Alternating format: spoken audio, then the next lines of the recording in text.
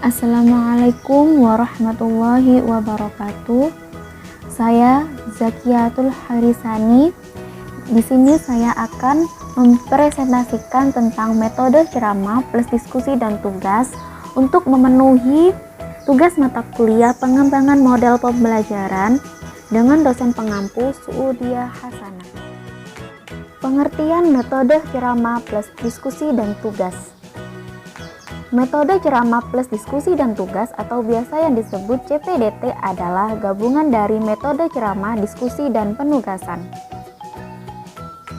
Menurut Sudarman Damin, metode ceramah plus merupakan salah satu bentuk metode pembelajaran yang digunakan oleh guru dalam menyampaikan materi pembelajaran. Metode ceramah plus merupakan pengembangan dari metode ceramah. Ceramah plus adalah metode mengajar yang menggunakan lebih dari satu metode, yakni metode ceramah gabungan dengan metode lainnya. Pengertian metode ceramah. Metode ceramah merupakan metode penyampaian materi pengajaran kepada peserta didik dengan lisan oleh guru di dalam kelas. Metode ceramah dalam proses belajar mengajar sesungguhnya tidak dapat dikatakan suatu metode yang salah.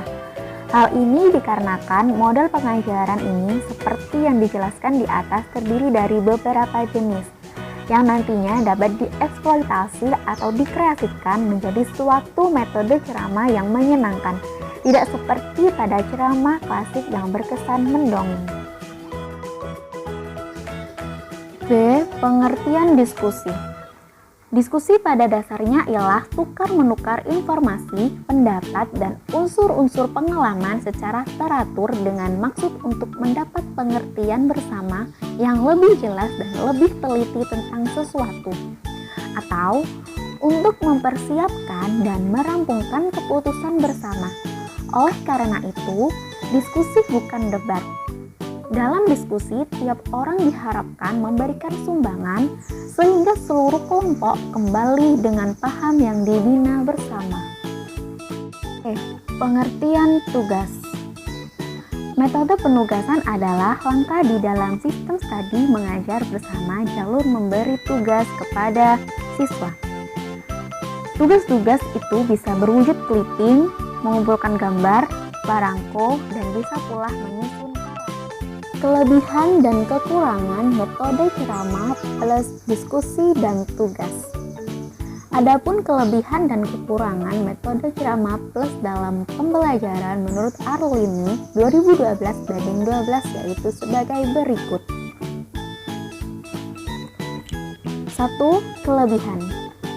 Yang pertama, kelas lebih aktif karena anak tidak hanya mendengarkan saja. Yang kedua, dengan metode ceramah plus ini, guru bisa mengontrol urutan dan keluasaan materi pembelajaran sehingga dapat mengetahui sejauh mana siswa menguasai bahan pelajaran yang disampaikan.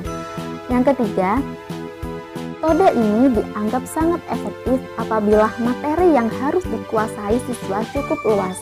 Sementara itu, waktu yang dimiliki terbatas. Yang keempat, metode ceramah plus ini bisa digunakan untuk jumlah dan ukuran kelas yang besar. Dan yang kelima, memberikan kesempatan kepada peserta didik untuk bertanya sehingga guru mengetahui hal-hal yang belum dimengerti oleh peserta didik. Kedua, kekurangan. Pertama, dengan adanya tanya jawab kadang-kadang menyimpang dari pokok persoalan bila dalam mengajukan pertanyaan siswa menyinggung hal-hal lain walaupun masih ada hubungannya dengan pokok yang dibicarakan. Dalam hal ini sering tidak terkendalikan sehingga memunculkan persoalan baru. Kekurangan yang kedua yaitu memerlukan waktu yang banyak. Dan kekurangan yang ketiga, metode ini bisa menjadi ceramah murni jika seorang guru tidak cermat dalam menggunakan langkah-langkah model pembelajaran ceramah plus diskusi dan tugas. A. Tahap persiapan. Yang pertama, merumuskan tujuan yang ingin dicapai. Yang kedua, menentukan materi yang ingin diceramahkan. Yang ketiga, menentukan materi yang akan didiskusikan. Dan yang keempat, mempersiapkan kisi-kisi soal yang akan disebarkan. Tahap pelaksanaan. Yang pertama, pembukaan. Menyampaikan metode pembelajaran yang akan dilaksanakan agar peserta didik dapat mengikuti alur pembelajaran. Yang kedua, penyajian. Tahap penyampaian materi pelajaran pada peserta didik dilakukan dalam 2 tahap. Tahap pertama, dilakukan penyampaian materi dengan ceramah secara lisan dan langsung kepada peserta didik. Tahap kedua, membagi peserta didik ke dalam beberapa kelompok kecil untuk dilakukan metode diskusi terhadap materi atau soal yang sudah diberikan guru dan tukar pendapat antara kelompok satu dengan yang lain. 3. Penutup. Pada tahap ini dilakukan pembahasan soal atau materi yang sudah disampaikan dan mengetes pemahaman peserta. Terima kasih. Baik, itulah tadi materi yang sudah saya sampaikan tentang metode ceramah plus diskusi dan tugas. Sekian yang bisa saya sampaikan, kurang lebihnya mohon maaf yang sebesar-besarnya. Wassalamualaikum